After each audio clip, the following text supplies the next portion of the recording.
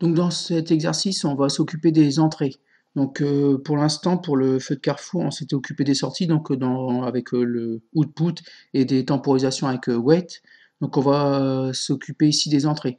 Donc dans un automatisme, dans un système automatisé, on trouve en sortie tous les actionneurs, en fait tout ce qu'on va actionner. Donc tout ce qu'on actionne, ce sont des lampes, des moteurs, des motoréducteurs, des ampoules, des sirènes, etc. Et côté entrée, on va retrouver tout ce qui est capteur. Donc bouton poussoir, interrupteur, capteur de fin de course, et capteur de température, etc. En fait, tous les capteurs qui vont donner des informations au système. Donc tout simplement, bah, vous lancez Pickaxe Editor 6 comme vous avez l'habitude de faire maintenant. Alors, vous n'oubliez pas de régler en type de Pickaxe, mettre un Pickaxe 28X1. Port de communication, alors petite précision par rapport à ce que je vous ai dit dans la vidéo précédente sur les feux de carrefour. Donc il faut bien que vous ayez comme 1, 2, 3, 4, 5, 6, bon peu importe le chiffre, mais il faut bien que vous ayez derrière axe 027 Pickaxe USB.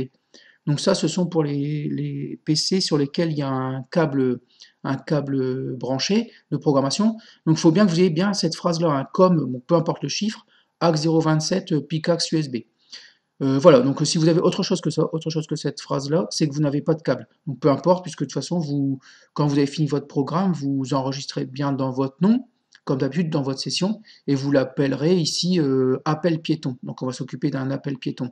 Donc appel A de P-E-L, espace piéton, P-I-E, accent aigu, T-O-N. Voilà. Donc vous lancez Pickaxe, ensuite la page en basique, ben, ça vous fermez, on ne va pas s'en occuper. Vous ouvrez tout de suite un organigramme, ça va faire annuler, et un bloc-lit, voilà, donc il va se mettre ici, voilà.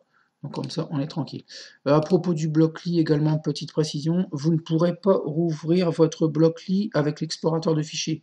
Donc autrement dit, si vous voulez rouvrir un bloc-lit que vous avez commencé la séance précédente, il faut d'abord lancer Pickaxe Editor et faire fichier ouvrir en haut à gauche là. Donc ici, fichier ouvrir. Voilà, fichier. Ou alors directement ici à ouvrir. Donc tout ce qui est bloc-lit, en fait, vous ne pourrez pas aller dans ordinateur, votre session, etc. et double-cliquer sur le fichier pour qu'il se lance. Il va s'ouvrir en éditeur de texte, puisque c'est un point XML. Donc il va s'ouvrir en éditeur de texte et vous allez avoir une longue phrase qui ne correspond à rien du tout. Donc vous lancez Pickaxe Editor 6, puis vous faites fichier ouvrir, normalement il devrait s'ouvrir sans aucun problème. Voilà pour les premiers réglages.